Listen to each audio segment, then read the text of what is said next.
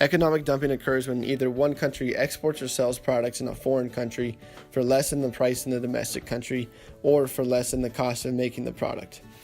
For example, if the U.S. sells couches domestically for $400, only costing them $200 to make, but the U.S. also sells them to a foreign country for $100, that would classify as dumping because the U.S. is selling them for less than they sell domestically and they are selling them at a loss. The positive effects of dumping is foreign consumers benefit from lower prices. Also, foreign markets become more competitive and innovative to reduce cost or improve quality in order to compete, ultimately benefiting consumers. The exporting country benefits because it allows them to sell products that would otherwise go to waste. The negative effects of dumping cause producers in the importing country to go out of business, resulting in higher unemployment rates. It also causes monopolies. An exporting country would participate in seasonal dumping if their goal is to unload excess inventories into a foreign country. When an exporting country decides to do seasonal dumping, they tend to target products that are either perishable or going out of fashion, hence the term seasonal dumping. For this reason, food and clothing are major industries that experience this. Next, we are going to move on to sporadic dumping.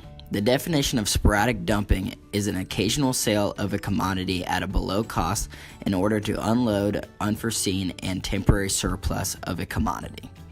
A manufacturer with an unsold inventories avoids starting a price war in the home market to preserve his competitive position.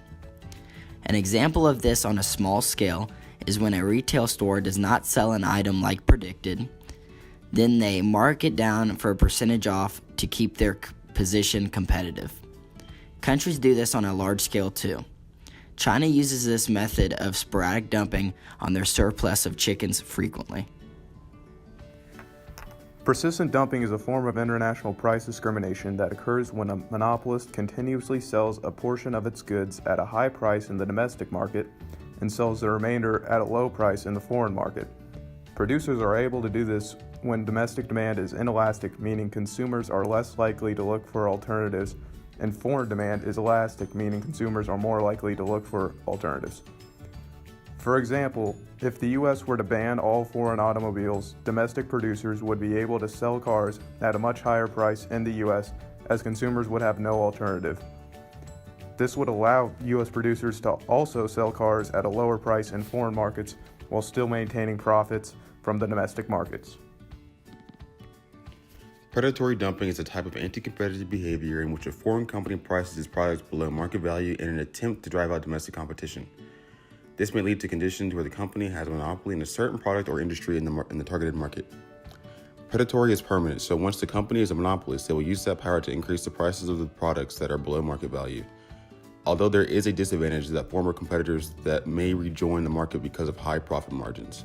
For example, Zenith in U.S. accusing a Japanese television manufacturer for false billing and secret rebates to set low predatory prices on TV sets in U.S. markets. It was even argued they tried to gain monopoly by driving out United States firms. Cyclical dumping is during an industry downturn in demand, with sales below average cost. The U.S. government would define cyclical dumping as the price of importing goods is less than the average cost of producing that good.